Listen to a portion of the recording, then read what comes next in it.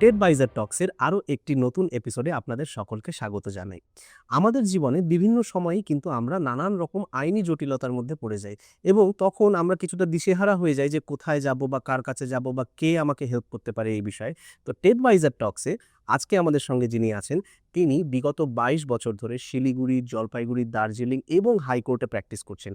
এছাড়াও তিনি শিলিগুড়ির বিভিন্ন বড় বড় কেস হ্যান্ডেল করেছেন এবং সলভ করেছেন এবং এই হাই প্রোফাইল কেসগুলি ছাড়াও উনি বিভিন্ন সংস্থার সঙ্গে যুক্ত হয়ে কিন্তু বিভিন্ন প্রো বোনো কেসেসও নিয়েছেন। অর্থাৎ কোনো ব্যক্তি সে যদি কোনো কেস কন্টিনিউ করতে পারছে না অর্থের অভাবে, তাদেরকেও তিনি কিন্তু হেল্প করেছেন। আজকে টেড বাইজার টক্সে আমাদের সঙ্গে যিনি আছেন তিনি শিলিগুড়ি শহরের অতি পরিচিত অ্যাডভোকেট মিস্টার মিলিন্দ পাল। মিলিন্দদা, আপনাকে স্বাগত জানাই টেড বাইজার টক্সে। নমস্কার। অনুষ্ঠানের শুরুতেই দাদা যেটা জানতে চাইবো সেটা হলো যে আজকের দিনে বহু ইয়াং জেনারেশন যারা লটাকে অ্যাজ আ প্রফেশন নিতে চাইছে বা যারা অ্যাডভোকেট হওয়ার জন্য পড়াশোনা করতে চাইছে, তাদেরকে আপনি কিভাবে রাস্তা দেখাবেন যে তাদের কিভাবে শুরু করা উচিত বা তাদের কি করা উচিত? প্রথমে কথা শুরু হওয়ার আগে যেহেতু অভিজিৎ তুমি আমার থেকে অনেক ছোট, তুমি আমার ভ্রাতৃতুল্য। আমার মনে হয় জিনিসটাকে ক্যাজুয়াল এবং একদম, সিম্পল রাখার জন্য আমি তোমাকে তুমি বলেই সম্বোধন করছি। একদম, একদম। দর্শকদের সেটা অনুমতি নিয়ে। আ প্রথমেই ১ম প্রশ্ন যেটা তুমি করলে সেটা খুব আ ইম্পোর্টেন্ট একটা প্রশ্ন যে আজকালকার দিনে দ্য ফিউচার অফ ল। আমরা যখন ল জয়েন করেছিলাম তখনও বেশ কিছু এভিনিউজ ছিল। প্র্যাকটিস, চাকরি, সরকারি চাকরি, ব্যাংকের ল অফিসার, জাজ। বাট আজকের ডেটে লিগ্যাল প্রফেশন আরও অনেক, the horizon of legal profession has widened. আজকে যেই বাচ্চারা পড়াশোনা করছে সেই বাচ্চাদের প্রথমে ল নেওয়ার আগে নিজেদের জিজ্ঞেস করতে হবে যে তারা লটা কেন পড়বে। জাস্ট বিকজ আমরা বেসিক্যালি যেই জিনিসটা অনেক বাচ্চারা ভুল করে কিংবা অভিভাবক হিসাবে আমরা যেটা ভুল করি যে আমরা আমাদের সন্তানদের উপরে আমাদের চিন্তাধারাটা চাপিয়ে দিই। ঠিক। একটা ছেলে যে 11-12 পড়াশোনা করছে তখন তাকে চিন্তা করতে হবে কিংবা তার আগের থেকে চিন্তা করতে হবে তার ইন্টারেস্টটা কোথায়। ধরো কোনো একটা ব্যক্তি ল নিয়ে পড়াশোনা করতে চাইছে, এবার লতে প্র্যাকটিস আছে, কর্পোরেট আছে, আজকের ডেটে ইউ ক্যান বি আ জাজ, জাজের আছে, তারপরে আরবিট্রেশন, এনভায়রনমেন্টাল লজ, আরও বিভিন্ন বিষয়ে কিন্তু আজকের ডেটে কেরিয়ার ওপেনিংস আছে। কিন্তু একটা বাচ্চাকে প্রথমে মনে রাখতে হবে যে সে কি চায়, তার ইন্টারেস্টটা কিসে। ফর এক্সাম্পল, একটা মানুষ, একটা ছেলে খুব ভালো বক্তা, সমাজের লোকের মাঝখানে গিয়ে তাদের হেল্প করতে চায়, সে খুব ভালোভাবে মানুষের সঙ্গে মিশতে চায়, তার একটা ডিসিশন হবে। আবার অন্য কোনো একটা বাচ্চা যে হয়তো লিগ্যাল অ্যাকুমেন, লিগ্যাল নলেজ আছে, পড়াশোনা করতে ভালোবাসে, আইন নিয়ে পড়াশোনা করতে চায়, কিন্তু সে একটু রিজার্ভ ধরনের, সে হয়তো মানুষের সঙ্গে অতটা মিশতে যাবে না, সে কিন্তু তাহলে পর তাকে সেই ডিসিশন নিতে হবে। ওকে। হয়তো সে জাজ হওয়ার ডিসিশন নিল। কেউ একজন প্রথম জীবন থেকেই আর্ন করতে চায় কিন্তু সৎ পথে, তাহলে তাকে কর্পোরেটে যেতে হবে। কিন্তু আজকের ডেটে লিগ্যাল স্টাডিজ আগে থেকে অনেক বেশি ওয়াইড এবং কম্পিটিশনও বেশি এবং very good quality of students are coming to the legal field. Okay. তো আমার সাজেশন নতুন জেনারেশনের ছেলেমেয়েদের যারা ল পড়তে চায়, law is a very good profession. প্রথমে যেটা ল পড়ার জন্য যেটা দরকার হচ্ছে ভেরি হার্ড ওয়ার্ক। কারণ ল এমন একটা ফিল্ড, আমি এরকম দেখেছি শিলিগুড়ি কোর্টে যারা 50 বছর প্র্যাকটিস করেছে, 60 বছর প্র্যাকটিস করে, তারাও বলেছে যে জীবনের শেষে আমরা কিছুই শিখতে পারলাম না, খুব অল্প শিখেছি। বিকজ আইনের জগৎটা একটা সমুদ্রের মতন, সেটা শেষ নেই। এভরিডে নতুন ল আসছে, আইন চেঞ্জ হচ্ছে। কেউ যদি বলে হ্যাঁ আমি আইনের সব কিছু শিখে বসে আছি, সেটা খুব ভুল ধারণা হবে। হুম। তো প্রথমে তোমাকে you have to be very hard working, persevering, আর you have to have patience. Patience না থাকলে সে যেই ফিল্ডে যাও, corporate practice, normal court practice, হুম। জাজ হওয়ার জন্য পরীক্ষা, হুম। কোনোটাতেই কিন্তু সে সফল হতে পারবে না। ওকে। তো আমরা শুরুতে যে টপিকটা নিলাম সেটা হচ্ছে যারা ইয়াং জেনারেশনের যারা নিজেরা লটাকে প্রফেশন হিসাবে নিতে চাইছে তাদের জন্য কিছু টিপস দিয়ে আমরা শুরু করলাম। এবার আসি আমাদের মূল আলোচনায়। যে যখন আমাদের সঙ্গে কোনো ক্রাইম হয় বা যখন আমাদের আইনের সহায়তা নিতে হয়, সেক্ষেত্রে আমাদের সাথে কোনো ক্রাইম হলে আমাদের প্রথমে অ্যাডভোকেটের কাছে যাওয়া উচিত না প্রথমে পুলিশের কাছে যাওয়া উচিত? এটা নির্ভর করবে পরিস্থিতির উপরে। আচ্ছা। একটা হচ্ছে একটা আপাতকালীন পরিস্থিতি হয়েছে যেখানে তোমার বন্ধুকে হুম। কেউ ধরে মারছে কিংবা ফিজিক্যালি অ্যাটাক করছে, হুম। তোমাকে বাঁচাতে হবে। হুম। তখন তুমি 100 ডায়াল করবে হুম। কিংবা নিয়ারেস্ট পুলিশ স্টেশনে ছুটে যাবে। রাইট। কিন্তু তোমার যদি কোনো একটা জমি হুম। কিংবা কোনো প্রপার্টিতে অবৈধভাবে কেউ ঢোকার চেষ্টা করছে, বলপূর্বক কিছু ড্যামেজ করে দিচ্ছে, হুম। হুম। হুম। তখন তোমার কাছে চিন্তা ভাবনার ব্যাপার আছে। হুম। সেই জায়গায় তুমি অ্যাডভোকেটের কাছে যাবে, তার গাইডেন্সে তুমি এ করবে। অ্যাডভোকেটের কাছে গিয়ে এফআইআর ড্রাফট করাটা, প্রথমত এফআইআর ড্রাফট করার জন্য কিংবা এফআইআর করার জন্য কোনো অ্যাডভোকেটের দরকার হয় না। হুম। তুমি যদি নিজে শিক্ষিত হও, সেই জায়গাটায় তুমি যে কোনো ভাষায় যেই ঘটনাটা হচ্ছে, যেই অপরাধটা হয়েছে, এফআইআর মানে একটা অপরাধ, ফার্স্ট ইনফরমেশন রিপোর্ট, হুম। যেই তোমার এগেনস্টে যেই অপরাধটা হয়েছে হুম। সেই অপরাধের ইনফরমেশনটা পুলিশকে দেওয়া। আচ্ছা। সেটার জন্য অ্যাডভোকেটের দরকার পড়ে না। কিন্তু দেখা গেছে যে বিভিন্ন জায়গায় বিভিন্ন প্রপার্টি ডিসপিউট যেখানে একটা সিভিল অ্যাঙ্গেল আছে, একটা ক্রিমিনাল অ্যাঙ্গেল আছে। আচ্ছা। তো সেই জায়গায় অনেক সময় ড্রাফটিংয়ের ভুলের জন্য কিংবা ড্রাফটিংয়ের মানে ভুলের থেকে বড় যে ড্রাফটিংয়ে ওমিশন, কিছু একটা বাদ চলে বাদ গেল। চলে যাওয়া। রাইট। পরবর্তীকালে যে সিভিল অ্যাঙ্গেলটা, একটা জিনিসের একটা ক্রিমিনাল অ্যাঙ্গেল আছে, সিভিল অ্যাঙ্গেল আছে। যে সিভিল অ্যাঙ্গেলটাতে হয়তো সিভিল ডিসপিউটে সেটা হয়তো এফেক্ট করলো। হুম। তাতে সেই জায়গাটায় ইট ইজ ভেরি অ্যাডভাইজেবল যে একটা অ্যাডভোকেটের কাছে গিয়ে তার পরামর্শ নিয়ে তার গাইডেন্সে এফআইআরটা করা হোক। এক্ষেত্রে অনেক সময় দেখা যায় যে হয়তো কেউ এফআইআর করতে যাচ্ছে, কিন্তু প্রশাসনের তরফ থেকে হয়তো সেই সময় এফআইআরটা নেওয়া হচ্ছে না বা সেভাবে তাকে কোঅপারেট করা হচ্ছে না। এই সিচুয়েশন গুলো কিভাবে ডিল করা উচিত? এটা খুব কমন সিচুয়েশন কিন্তু। এফআইআর কেউ ডিনাই করতে পারে না, বাট হুম। তুমি যেটা বলেছো সেটা মাথায় রেখে হুম। যে এরকম একটা পরিস্থিতি হতে পারে, হুম। সেটা আইনে সেই প্রভিশনও আছে। হুম। আগের সিআরপিসি, এখনকার নতুন আইন বিএনএসএস হুম। যে তোমার যদি এফআইআর না নেয় হুম। তাহলে পরে তুমি সেই এফআইআরটা ওই এরিয়ার সুপারিনটেন্ডেন্ট বা কমিশনারকে তুমি জানাতে পারো। হুম। যে সেটা আমি কি অ্যাডভোকেটের হেল্প নিয়ে না সরাসরি আমিও যেতে পারি? প্রথম স্টেপটা তুমি নিজে করতে পারো, আচ্ছা। তারপরে অ্যাডভোকেটের দরকার পড়বে। কারণ আচ্ছা। তুমি সেখানে তুমি তার সুপিরিয়র অফিসারদের জানাতে পারো। তারপরেও সেখানে যদি কোনো অ্যাকশন না নেওয়া হয়, হুম। তাহলে তোমাকে কোর্টে গিয়ে সেটা দরখাস্ত করতে হবে, সেখানে অ্যাডভোকেটের দরকার হবে। অতএব যদি কেউ না নেয় হুম। এবং তোমার কাছে যদি একটু সময় আছে, আমার মনে হয় হুম। সেই জায়গাটা অ্যাডভোকেটের সঙ্গে হুম। কনসাল্ট করে সেটা ফার্দার নিয়ে যাওয়া উচিত। কিন্তু তার বাইরে যদি তোমার কোনো ইমিডিয়েট আর্জেন্সি থাকে, হুম। হুম। আমার মনে হয় সেটা তুমি নিজেও, তোমার যদি কেউ রিফিউজ করে, হুম। তাহলে একটা ইমিডিয়েটলি একটা রেজিস্টার্ড পোস্ট বা স্পিড পোস্টে ওটা কনসার্ন থানাকে যেই এফআইআরটা তুমি করেছো হুম। সেটাই তুমি পোস্ট করে পাঠাতে পারো, আচ্ছা। যেখানে স্পিড পোস্টের মাধ্যমে। স্পিড পোস্টের মাধ্যমে, আচ্ছা। এবং ওখানে লিখে দেয় যেহেতু আপনারা নিতে অস্বীকার করেছেন, এটা আমি স্পিড পোস্টের মাধ্যমে পাঠালাম, আচ্ছা। এবং সেটার একটা কপি তার সুপিরিয়র অফিসার, সেটা সুপারিনটেন্ডেন্ট অফ পুলিশ কিংবা এখানে কমিশনার, সেটা তুমি পাঠাতে পারো। আচ্ছা। তার বাইরে এখন আহ, পুলিশ প্রশাসন প্রত্যেকটা জায়গায় মোটামুটি, আমাদের এখানে তো আছেই, হুম। সব জায়গায় ওয়েবসাইট তৈরি করে দিয়েছে যেখানে অনলাইন এফআইআর তুমি করতে পারো, কিংবা তোমার যদি কোনো অভিযোগ থাকে সেই অভিযোগটা ইমেলের দ্বারা তুমি জানাতে পারো। সেটা মানে ট্র্যাক রাখা হয়? হ্যাঁ, ডেফিনেটলি।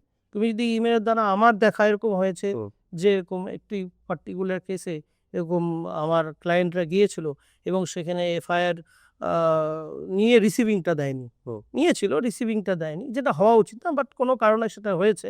এবং সেই জিনিসটা যখন ওই ঘটনাটা এফআইআর করে আমাদের শিলিগুড়ি কমিশনারেটে জানানো হয়, তৎক্ষণাৎ 24 ঘন্টার মধ্যে কি তার একটু বেশি মধ্যে পরের দিনই একটা ফোন আসে ওনার কাছে যে আপনি যান, কি হয়েছে আমাদের জানান, এবং তারপরে উনি যখন যান তারপরে সেটা রিজলভ হয়ে যায়। আচ্ছা, অনেক ক্ষেত্রে তো এমনও হয় যে আমরা যে এফআইআর বা যে ডায়েরিটা করতে যাচ্ছি সেখানে আমাদের প্রশাসনের কোনো ব্যক্তির এগেনস্টেই হয়তো কমপ্লেন করতে হচ্ছে বা কোনো পাওয়ারফুল ব্যক্তির এগেনস্টে কমপ্লেন করতে হচ্ছে। সেই সিচুয়েশনে অনেক সময় দেখা যায় যে ডিনাই করলো, হয়তো প্রশাসনেরই ব্যক্তি। প্রশাসনের ব্যক্তি তো আর আইনের ঊর্ধ্বে না। হ্যাঁ, প্রশাসনের ব্যক্তি হোক কিংবা সাধারণ নাগরিক হোক, আইনের ঊর্ধ্বে কেউই না। প্রসেসটা সেমই থাকবে। যদি এফআইআর না নেয়, একটা পোস্টে পাঠাও, সেটা তার সুপিরিয়র অথরিটিকে দেওয়া। যে না দেয় তাহলে কোর্টে গিয়ে দরখাস্ত করো। আগে 156 হতো, এখন 175 এর মধ্যে হয়। এই কোর্টে গিয়ে দরখাস্ত করাটা অবশ্যই কোনো অবভিয়াসলি অ্যাডভোকেট দিয়ে। এবার কোর্ট সেটা তবে বিবেচনা করে দেখবে এবং কোর্ট তবে ডাইরেকশন দেবে পুলিশকে যে তুমি এটা ইনভেস্টিগেট করো, দেখো সেটা কি ম্যাটার হয়েছে। তো আইন আইন এই এই যে চিন্তাধারাটা যে ক্ষমতাবান, শক্তিবান, শক্তিশালী, আইনের থেকে শক্তিশালী তো কেউ না। সেই জায়গাটায় আমাদের আইন সচেতন হতে হবে। আচ্ছা, যে আমরা আমাদের অধিকারটাকে কিভাবে আমরা এফেক্টে আনতে পারবো। আচ্ছা, আমি যেহেতু এফআইআর নিয়ে কথা হচ্ছে এখানে, অনেকেরই ধারণা থাকে যে আমি থানায় গিয়ে যেটাই দিচ্ছি বা যেটাই নেওয়া হচ্ছে সেটাই এফআইআর। কিন্তু সেখানে 2 রকমের থাকে। একটা এফআইআর হয়, একটা জিডি হয় বা জেনারেল ডায়েরি। এই দুটোর মধ্যে ডিফারেন্স কি আছে বা কোন সময় কোনটা প্রযোজ্য? এফআইআর হচ্ছে যদি কোনো অফেন্স হয়, আর জেনারেল ডায়েরি অফেন্সের বাইরে যে কোনো কিছু। তোমার মোবাইল হারিয়ে গেছে, মানে মিসিং, তুমি খুঁজে পাচ্ছ না। এবার কোম্পানি থেকে বললো যে একটা এফআইআর, ওদের ভাষা হচ্ছে একটা এফআইআর হয়ে যায়। এক্স্যাক্টলি, ওটা এফআইআর না। হ্যাঁ। আমি চলতে চলতে আমার মোবাইল পড়ে গেছে, হারিয়ে গেছে। এবার সেখানে আমাকে আমি গিয়ে এটা জানাবো জেনারেল ডায়েরি। এবার যদি ওই মোবাইলটা তার কিছুদিন পরে কারোর হাতে পাওয়া গেল, দেখা গেল যে উনি চুরি করেছেন, ওই জেনারেল ডায়েরি তখন কনভার্ট হয়ে তখন এফআইআর হবে। আচ্ছা, এফআইআর মানে হচ্ছে কোনো অফেন্স হতে হবে, কোনো মানে দণ্ডনীয় অপরাধ হতে পারে। আর তার বাইরে যে কোনো ইনফরমেশন যেটা দেওয়া হয় থানাতে, ওটা জেনারেল ডায়েরি। আচ্ছা। তার মানে আমার যে কোনো, মানে ধরুন আমার এমন কোনো ইনফরমেশন যেটা আমি চাই যে আমি এই বিষয়টা থানায় জানিয়ে রাখবো। সেটা যেকোনো বিষয় হতে পারে। যেমন আপনি একটা এক্সাম্পল দিলেন যে মোবাইল হারিয়ে যাওয়া। এটাই যদি হারিয়ে যাওয়া হয় তাহলে জেনারেল ডায়েরি, বা যদি ছিনতাই হয় কিংবা চুরি হয়, কিংবা চুরি হয়, কিংবা তোমার অফিস থেকে মিসিং, তোমার কারোর উপর সন্দেহ আছে, সন্দেহ আছে, তাহলে ওটা এক্ষেত্রে ওটা এফআইআর। আচ্ছা, এটা তো ক্লিয়ার। এবার যেটা বর্তমানে সোশ্যাল মিডিয়াতে খুব হট একটা টপিক আছে। হ্যাঁ, আপনি দেখেছেন হয়তো ভিডিওটা নিশ্চয়ই, যে একজন খুব পরিচিত অভিনেতা, সে তার গাড়ি নিয়ে যাচ্ছিল। রাস্তায় একজন ট্রাফিক অফিসার ওনাকে দাঁড় করিয়ে বলছে যে আপনার গাড়িটা, যেটা প্রাইভেট গাড়ি, সেটা ইলেকশন কমিশন থেকে ইলেকশনের কাজে ব্যবহার করবার জন্য নিতে চাইছে। তো এই ভিডিওটার কমেন্টসে অনেকে অফিসারের হয়ে লিখেছে যে হ্যাঁ এটা করতেই পারে, এটা নিয়ম আছে। অনেকে আবার মানে সেই যে অভিনেতা তার হয়ে লিখেছে যে না, এরকম কোনো নিয়ম নেই। তো আপনার কাছে জানতে চাইবো যে অ্যাকচুয়াল নিয়মটা কি, যে নির্বাচন কমিশন কি সত্যি এভাবে প্রাইভেট গাড়ি, পথ চলতি প্রাইভেট গাড়ি থামিয়ে সেটা নিয়ে নিতে পারে? রিসেন্টলি যে ভিডিওটা এসছে, মনে হয় অ্যাক্টরের নাম মনে হয় অরিত্য দত্ত বণিক। হ্যাঁ। হ্যাঁ, আমি ও ভিডিওটা দেখেছি। এটা যে কোনো গাড়ি রিকুইজিশন করা হয় হচ্ছে দ্য পিপলস রিপ্রেজেন্টেশন অ্যাক্ট 1951। সেখানে 160 ধারা অনুযায়ী গাড়িগুলোকে কনফিসকেট করে।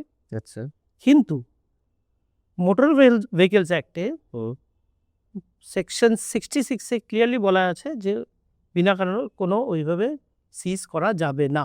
আচ্ছা, এটা নিয়ে আমার জানা 2টো মামলা হয়েছে, তার বাইরেও হতে পারে। 2006 সালে ক্যালকাটা হাইকোর্টে একটা মামলা হয়েছে, যেখানে জাস্টিস গিরিশ গুপ্ত জাজমেন্ট দিয়েছিলেন, এবং 2021 সালে জাস্টিস অরিন্দম মুখার্জি জাজমেন্ট দিয়েছিলেন। দুটোই সেম, যেখানে ক্লিয়ারলি বলা হয়েছে যে প্রাইভেট কার কে রিকুইজিশন করতে পারে না, এটা আচ্ছা। স্পষ্ট। আচ্ছা, সেইখানে কোনো দ্বিমত নেই। এবং যদিও বা করে, অন্য কোনো ইয়েতে করে, ইলেকশন রুলসে একটা প্রভিশন আছে, যেটা ওই এটা দেখছিলাম আমি ওই ভিডিওটাতে, ওই অরিত্র দত্তবানাকে বলছিল যে আমার অর্ডারটা কোথায়। হুম। সেখানে একটা যদি রিকুইজিশন করেও গাড়ির, সেখানে একটা ডিএমএর থেকে অর্ডার বের করে সেই অর্ডারটা either by hand or by registered post পাঠাতে হবে, registered order. But in any case কোনো প্রাইভেট কার এইভাবে রিকুইজিশন করা যায় না।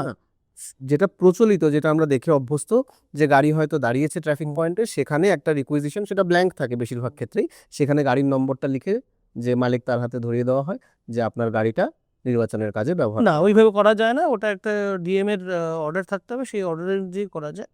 এবার যেহেতু প্রশ্নটা প্রাইভেট গাড়ি নিয়ে, কমার্শিয়াল নিয়ে আমি কোনো বক্তব্য করছি না। কমার্শিয়ালের ক্ষেত্রে কি নিয়ম? কমার্শিয়ালের ক্ষেত্রেও একটা অর্ডার পাস করতে হয়, আচ্ছা। কিন্তু প্রাইভেটের ক্ষেত্রে যেহেতু কিছুদিন আগে এটা এই জিনিসটা বেশ শোরগোল হচ্ছিল, আমিও দেখেছি বিভিন্ন লোকে বিভিন্ন কথা বলছে। সেটা নিয়ে আমি একটু যেটা বললাম, আইন প্রচণ্ড একটা সমুদ্রের মতন, তো সেটা ফট করে কোনো মানে সব কিছু জানা সম্ভব না। এই পার্টটা আমি নিজে পড়াশোনা করে দেখেছি, দিয়ে বলেই আমি কনফিডেন্সের সাথে বলছি প্রাইভেট গাড়ি কনফিসকেট করা যায় না। সেটা ক্যালকাটা হাইকোর্ট আমার জানা দুবার, 2006 একবার, 2021 একবার ক্লারিফাই করেছে যে প্রাইভেট গাড়ি ইলেকশন কমিশন এইভাবে কনফিসকেট করতে পারে না। আচ্ছা, এটা ক্লিয়ার যে এবং আমার জানা, আমি নিউজে যা পড়েছি, ওই কনফিসকেশন এগেনস্টে ওই mister Aritra most probably DM এর কাছে একটা দরখাস্ত দিয়েছে। তারপরে কি হয়েছে ঠিক আমার জানি, মনে হয় রিলিজ হয়ে গেছে, আমার ঠিক জানা নেই সে ব্যাপারে। তার মানে এটা ক্লিয়ার যে প্রাইভেট গাড়ি করতে পারে না। করতে পারে না। আচ্ছা, আপনার লাইফে এমন কোনো কেস, যদি সেই স্টোরিটা আপনি শেয়ার করেন, এমন কোনো কেস যেটা আপনার কাছে খুব মেমোরেবল, যে হ্যাঁ এটা খুব ডিফিকাল্ট ছিল এবং আপনার কাছে ওই কেসটা সলভ করার পর মনে হয়েছে যে হ্যাঁ এটা একটা অ্যাচিভমেন্ট, ওটা যদি আমরা একটু স্টোরির মতো করে শুনি আমাদের ইয়াং জেনারেশনের যে সমস্ত ছেলেমেয়েরা দেখবে, কারণ আজকের দিনে এন্টায়ার নর্থ বেঙ্গলে আপনি, যারা নতুন জেনারেশনে আসছে তাদের কাছে একজন ইন্সপিরেশনাল ফিগার। তো সেই জায়গাটায় দাঁড়িয়ে আপনি যদি আপনার কোনো একটা কেসের স্টোরি শেয়ার করেন, যেটা থেকে নতুন জেনারেশনের যে ছেলেমেয়েরা আছে তারা কিছু শিখতে পারবে। নতুন জেনারেশনের ছেলেমেয়েরা যেটা শিখতে পারবে, যারা মানে আইন নিয়ে পড়াশোনা করছে, হ্যাঁ। সেটা শুধু আমি না, আমাদের শহরে অনেক নামকরা বিখ্যাত এবং অনেক জ্ঞানী লয়াররা আছে যারা আমার থেকেও সিনিয়র আছে। প্রথম কথা হচ্ছে, কোনো আইন শেখার জন্য একটা জুনিয়রকে সিনিয়রের সঙ্গে থাকতে হয় বেশ কিছু বছর, সেখানেই এক্সপোজারটা পায়, বিভিন্ন কেসের এক্সপোজার পায়। যে যত এক্সপোজার পাবে সে ততটা শিখবে, যে যতটা এক্সপোজার পাবে সে ততটা শিখবে। এবার অতএব এখানে পডকাস্টে কোনো আইন শেখানোর মতন কোনো না, আইন শেখানোর না, আমি বলছি যে আপনার কোনো মেমোরেবল কেস। মেমোরেবল কেস প্রচুর আছে। আমার মনে হয় আমাদের প্রফেশনটা এতটাই ইন্টারেস্টিং যে প্রত্যেক দিন নতুন কিছু আসছে, রাইট, প্রত্যেক দিন নতুন কিছু আমরা শিখতে পারছি। রাইট। ঠিক আছে, এই গত সপ্তাহে একটা আমি কেস করলাম, সেখানে একটি পেট্রোলিয়ামের লাইসেন্স হোল্ডার, তার লিগ্যাল এডদের মধ্যে গন্ডগোল। আচ্ছা। যে বাবার মৃত্যুর পরে খারাপ হবে, ছেলেমেয়েরা পাবে নাকি মা পাবে, এইরকম একটা। কিন্তু সেখানে দেখা গেল যে অলরেডি একটা এগ্রিমেন্ট আছে, যেখানে পার্টনারশিপ ডিডে যেখানে বলা হয়েছে যে বাবার মৃত্যুর পরে শুধুমাত্র ছেলে পাবে। আচ্ছা। তো এই নিয়ে এখন একটা ইয়ে হচ্ছে, এবার সেই ইয়েটা পাবে, কি বলে, ছেলে পাবে নাকি উত্তরাধিকারী সবাই পাবে। যেমন বিভিন্ন একটা যেটা ইন্টারেস্টিং ব্যাপার আমি বলতে পারি, সে রিসেন্টলি আমার হয়েছে, যেটা সবার জানলে পরে আমার মনে হয় লাভবান হবে। আচ্ছা। কারণ তোমার এখানে উদ্দেশ্য মানুষের যাতে লাভবান। একদম তাই। আমরা সবাই জানি আমাদের সবার একটা করে, সবার বাড়িতে লকার আছে। লকারে যারা যারা দেখছেন তারা রিলেট করতে পারবেন, যারা এই সমস্যাটা ফেস করেছেন, যে লকারে যখন যে যার নামে আছে সে যখন মারা যায়, সে বাবা হোক ঠাকুরদা হোক, ব্যাংক থেকে বলে আপনি একটা সাকসেশন সার্টিফিকেট নিয়ে আসুন। আচ্ছা। বলবে এটা, এবং সঙ্গে সঙ্গে বিভিন্ন লয়ের কাছে সেটা ওনারা যান, সাকসেশন সার্টিফিকেটের জন্য অ্যাপ্লাই করেন। সাকসেশন সার্টিফিকেট কিন্তু ওই নট লিগেল সার্টিফিকেট। সাকসেশন সার্টিফিকেটের জন্য কোর্টে দরখাস্ত করতে হয়, 6 মাস লাগে, একটা লেংদি প্রসেস, কোর্ট ফিস লাগে। তো এবং আমি আমার প্রথম জীবনে আমিও এরকম সাকসেশন সার্টিফিকেট কেস করেছি, অর্ডার পাইয়ে দিয়েছি, গিয়ে লকার খুলেছে। এই রিসেন্টলি 2023 নাগাদ একটি ব্যক্তি আমার কাছে আসে এবং বলে যে ওনার বাবার লকার আছে, এবার ওনার দুই ভাইয়ের কারোই কোনো আপত্তি নেই লকারটা যদি খুলে দেয়, কিন্তু ব্যাংক নিজের জায়গায় অনার্স যেটা সাকসেশন সার্টিফিকেট লাগবে। আচ্ছা, তো আমি পড়াশোনা করে দেখলাম যে না, ওটা লাগে না। 2012 সালে একটা আরবিআই ডাইরেক্টিভ, এবং সেই নিয়ে চিঠি চাপাটি অনেক লড়াইয়ের পরে ভগবান আমাকে সাথ দিয়েছে। 2025 সালে আবার আরবিআই বললো, যেখানে বলা হয়েছে যে লকারের ক্ষেত্রে, অন্যান্য ক্ষেত্রে লকারের ক্ষেত্রে সাকসেশন সার্টিফিকেট আলাদা করে পাওয়ার দরকার নেই, বের করার দরকার নেই। লিগ্যালেররা যে একজন নিচ্ছে এবং বাকি লিগ্যালেরা যদি নো অবজেকশন দেয় তাহলে পরে ব্যাংক দিতে বাধ্য। তো এই একটা ছোট্ট জিনিস যদি মানে আমি মামলা না করে রীতিমত চিঠি এবং তার পাল্টা চিঠি এবং তারপরে আইন যেটা আছে সেটা অ্যানেক্স করে কিন্তু সেই জিনিসটা সলভ হয়েছে, এবং সেটা আমার কাছে খুব চিরস্মরণীয় হয়ে থাকবে। এই কারণে আগামী দিনে বহু লোক যারা আমার কাছে আসবে এই সমস্যার দিনে এই কেসটা রেফারেন্স দিয়ে অন্য কেসটা রেফারেন্স বলতে এই পদ্ধতিতে তাদের অর্থ এবং সময় দুটোই আমি আশা করি বাঁচাতে পারবেন। আচ্ছা, এবার আসি একটা অন্য টপিকে। অনেক সময়ই শোনা যায় যে আমরা কোনো কোম্পানির কাছ থেকে বা কোনো সংস্থার কাছ থেকে এমন কিছু হয়েছে যে তাদের কাছ থেকে আমাদের সাথে কিছু ফ্রড অ্যাক্টিভিটি হয়েছে। এবার সেক্ষেত্রে আমরা কি করি, প্রায়ই বলতে শুনি লোককে যে কনজিউমার ফোরামে তোমার এগেনস্টে আমি কেস করব। এটা বলতে আমরা খুব ভালোবাসি, এটা বললে একটা বেশ জোর পাওয়া যায় যে আমার জন্য দাঁড়ানোর কেউ তো আছে। কিন্তু আমার মনে হয় যারা বলে তার 90% মানুষই জানে না যে কনজিউমার ফোরামে কেসটা কিভাবে করতে হয় বা এটার প্রসিডিওরটা কি আছে। যদি কোনো সংস্থার এগেনস্টে আমাকে অ্যাকশন নিতে হয় তাহলে কনজিউমার ফোরাম দিয়ে এগোনোর প্রসেসটা কি আছে, এটা আপনি যদি আমাদেরকে সংক্ষেপে যদি একটু আমার দর্শকদেরকে বোঝান। প্রথম যেটা বললে সেটা হচ্ছে ফ্রড যদি হয় তাহলে এফআইআর করতে হবে। ওকে, ফ্রড আর কনজিউমার কেস এক জিনিস না। ওকে, কনজিউমার কেস দুই ক্ষেত্রে হবে, যদি ডেফিসিয়েন্সি ইন সার্ভিস আর আনফেয়ার ট্রেড প্র্যাকটিস, এই দুটোর বাইরে কনজিউমার কেস হবে না। এবারে ফ্রড চিটিং জিনিসটা অন্য, যদি হয় তাহলে এফআইআর হবে, সেটার সঙ্গে এবার কনজিউমার কেস করার জন্য ক্রেতা সুরক্ষা আদালত আছে, যেখানে খুব সামান্য কোর্ট ফি দিয়ে তোমার যে অভিযোগ, আজকে তুমি একটা মোবাইল কিনেছো, এবার মোবাইলটা তুমি নিলে সেদিনের থেকে ফল্ট, এবার সেটার জন্য তুমি গিয়ে একটা অভিযোগ জানাবে, সে যদি চেঞ্জ করে দিল কিংবা যেটা করা উচিত কিংবা ওয়ারেন্টি এবার চেঞ্জ করে দিল, অভিযোগটা দেখতে হবে কি, এবার কোনোটাই করলো না, এবার তুমি সেটার জন্য একটা লিগাল নোটিশ দিলে, করলো না, তারপরে তুমি একটা কনজিউমার কেস করলে। কনজিউমার কেস করার জন্য কোনো উকিলের দরকার নেই, নিজেরাও করতে পারো। কিন্তু ওয়ান সেকেন্ড আমি বলছি, কনজিউমার কেস যদি নিজেরা করতে যায় সেটা আইনটা পড়ে নিয়ে করা উচিত, কারণ আইন জানি না এই কথা কিন্তু আর্গুমেন্টের সময় বলা যাবে না। রাইট। অতএব সেইখানে আমরা দেখেছি, আমি কনজিউমার কেস বহু করেছি এত বছরে, যেখানে আমি দেখেছি যারা নিজেরা কেস করতে চায় তারা নিজেরা ছোট ছোট ফ্লজের জন্য তাদের কেসটা হয়তো দাঁড়াতে পারলো না। এবার এখানে একটা জিনিস মাথায় রাখতে হবে যে কনজিউমার কেসের একটা খুব ভুল ধারণা আছে যে আমি একটা জিনিস কিনলে মানে আমি ক্রেতা হয়ে গেলাম। না, আচ্ছা, ক্রেতা হওয়ার জন্য সেই জিনিসটা তোমার ব্যক্তিগত ইউজ, পার্সোনাল ইউজের জন্য ইউজ করতে হবে, কোনো ব্যবসার কাজে ইউজ করা যাবে না। আচ্ছা, যদি না সেই জিনিসটা, ধরো একটা ড্রাইভার একটাই গাড়ি কিনেছে, একটা গাড়ি কিনে তার জীবিকা জন্য চালাচ্ছে, তাহলে সে কনজিউমার। কিন্তু সে যদি দুটো গাড়ি তার নামে হয়ে যায় তাহলে কিন্তু কনজিউমার কোর্টে তাকে এন্টারটেইন করবে। এটার কারণ কি? মানে আমি যদি আমার ব্যবসার পারপাসেও কোনো কিছু কিনি, ফর এক্সাম্পল আমি আমার অফিসের পারপাসে যদি ধরুন যে 2টা বা 3টা ল্যাপটপ কিনলাম, ওটা আমার অফিস পারপাসে ইউজ হবে, কিন্তু কিনেছি আমি, এবার ল্যাপটপটায় ফল্ট এসছে, আমি কোম্পানিকে বারবার বলেছি রিপ্লেস করে দেওয়ার জন্য, তারা ওটাতে কোনো অ্যাকশন নেয়নি, এবার আমার কেসটা কি তাহলে কনজিউমার ফোরামে যাবে? যাবে না। কারণ যাবে না, because you are generating profit out of it. আচ্ছা, যেখানে you are generating profit out of it, সেখানে সেটা ক্রেতা সুরক্ষা আদালতের আয়ত্তের বাইরে চলে যায়, তখন তোমাকে সিভিল কোর্টে যেতে হবে।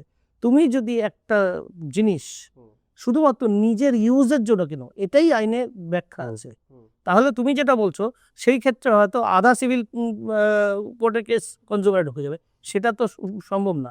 কনজিউমার কেসটা কনজিউমার কোর্ট এবং কনজিউমারের যে আইনটা কনজিউমার প্রোটেকশন অ্যাক্ট 1986 আর পরবর্তীতে 2019 এই জন্যই করা হয়েছিল যাতে যারা কিছু দ্রব্যের ক্রেতা তাদের যারা খুব একটা সেই নিয়ে সচেতন না, কিংবা যার একটা অ্যাডভোকেটকে অ্যাফোর্ড করার মতো ক্ষমতা নেই, তারা সোজা গিয়ে ক্রেতা সুরক্ষা আদালতে যেতে যায়।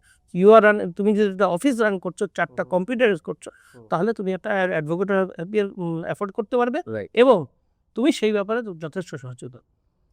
আচ্ছা, এই জিনিসটা কি তাহলে B2B সার্ভিসেসের ক্ষেত্রেও প্রযোজ্য হবে না? না, only B2C। Only B2C। Only B2C। তার মানে B2B হবে যদি সেই বিজনেসটা, ভাষা যেটা বলা আছে, solely for the purpose of livelihood. আচ্ছা, এটাকে একটু যদি এক্সপ্লেন করেন। মানে আমরা যেটা বললাম যে একটা লোক, একটা ড্রাইভার একটা গাড়ি কিনেছে, ওই গাড়ি চালিয়ে নিজের সংসার চালাচ্ছে, আচ্ছা, কমার্শিয়াল নাম্বার আছে, কিন্তু উনি হচ্ছে কনজিউমার।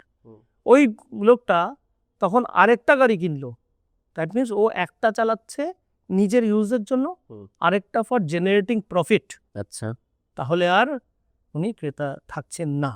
তার মানে এক তো যেটা আপনি ব্যবসার ক্ষেত্রে মানে ছোট্ট ব্যাখ্যা হচ্ছে, যদি কোনো একটা জিনিস ব্যবসার জন্য কেনা হয় তাহলে পরে সেটা ক্রেতা সুরক্ষা আদালতের আয়ত্তে আসবে না। কিন্তু সেই ব্যবসা বা যে একটা জিনিস, সেটা ওই একটা জিনিস যদি আমার জীবিকার জন্য চালানো হয়, তাহলে পরে ক্রেতা সুরক্ষার মানে আমি আমার ব্যক্তিগত কাজের জন্য যেটা ব্যবহার করছি সেটাই কনজিউমার কেসেসের আন্ডারে, কনজিউমার ফোরামের কেসেসের আন্ডারে আসবে।